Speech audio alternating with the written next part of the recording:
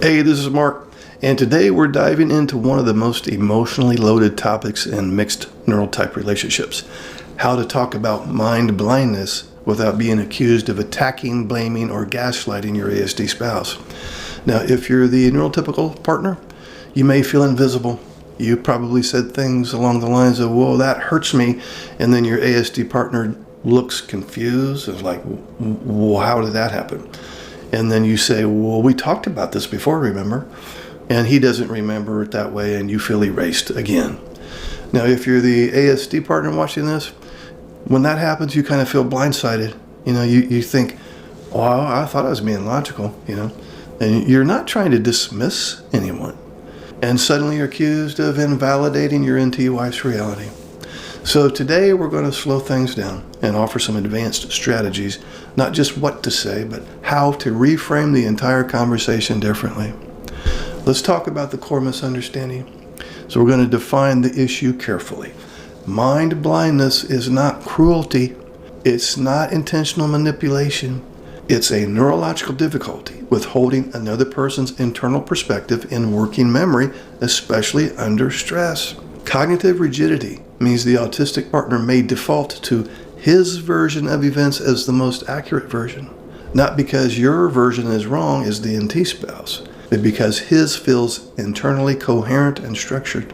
Now, the NT partner experiences this as, well, you just rewrote history, or you don't see me, or you're gaslighting me again. And the ASD partner experiences the NT confrontation as, you're accusing me of lying? You're attacking my character again? You're saying my perception is invalid? So now we have two nervous systems protecting themselves, and we're off to the races again. The breakthrough happens when you stop framing this as you're the problem and shift to the system we're using as the problem. The shift alone can easily reduce 70 to 80% of defensiveness. Well, now let's talk about the system versus the person. Now here's the advanced strategy. Instead of confronting your partner about their lack of awareness, you externalize the issue. In other words, you don't say, well, you don't see my reality. Instead, you say, our current communication system isn't holding both realities very well. Now, that's way different. Now let's get concrete. We're going to look at some scripts now. Script number 1, we'll call it the system reframe. Instead of saying, well, you never remember what I feel, try this. You know what? I think our communication system doesn't store emotional context very well. When I share how something felt, it just seems to disappear from the shared record. I don't think that's intentional, but I need a way for it to stay visible. Now, notice what happened. You removed blame, you named a shared problem, and you introduced collaboration. Now here's script 2. We'll call it two realities can coexist. When your partner says, well, that's not what happened, instead of debating the facts, try this. Well, I'm not trying to replace your reality. I'm asking that we allow two versions to exist. Your version of events is about logic and sequence. Mine is about emotional impact. I need both of those to count. Now here, you're not arguing about accuracy.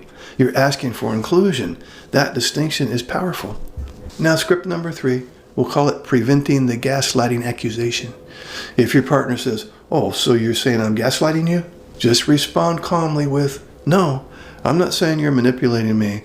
I'm saying that when my internal experience isn't acknowledged, it feels destabilizing. I'm just asking for recognition, not blame. Now you've named the impact, you removed the accusation, and you reduced threat. Now let's move on to the advanced tool-based solutions. This is where most couples stop too soon. Talking isn't enough. If mind blindness involves difficulty holding another person's internal state and memory, then you need tools that extend memory outside the brain. Here's tool number 1, written emotional records. Create a shared emotional log, not a diary of grievances, a simple format.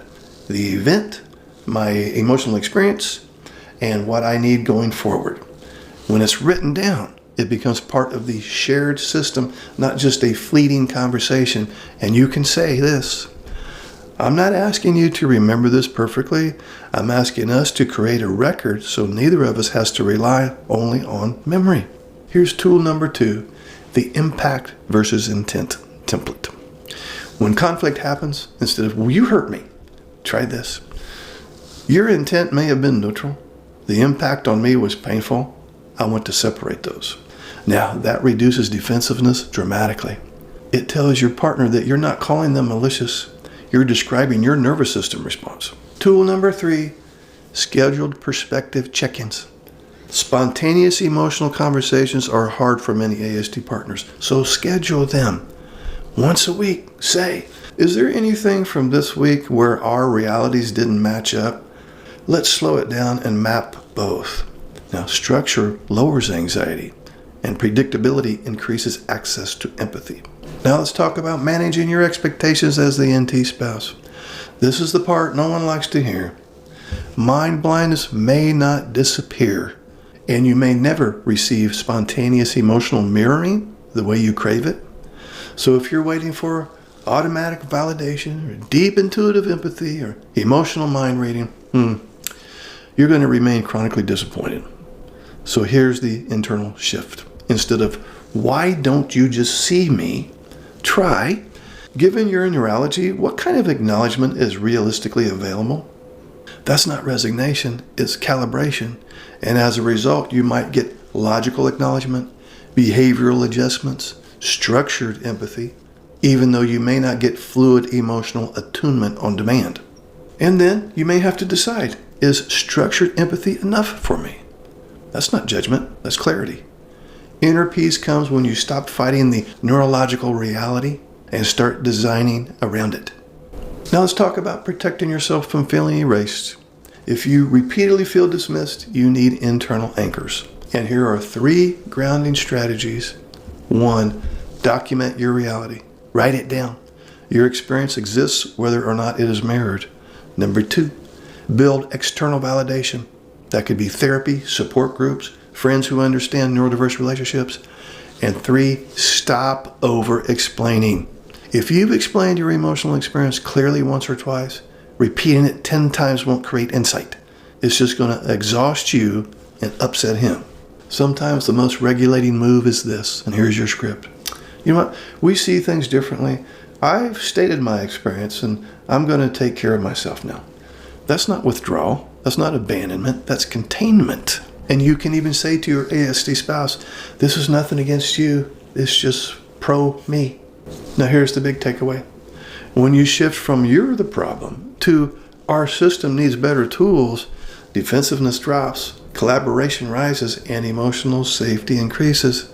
Now, I want to validate, mind blindness is painful and it can feel lonely to the NT wife. But attacking a person will almost always backfire. Designing a better system, that's where change lives. Now, if this resonated with you, leave a comment below about which script you plan to try first. And if you're in a mixed neurotype relationship, know this. Clarity is kinder than accusation. Structure is safer than spontaneity. And peace often comes from adjusting expectations, not from forcing transformation. Please like, subscribe, and I'll see you in the next video.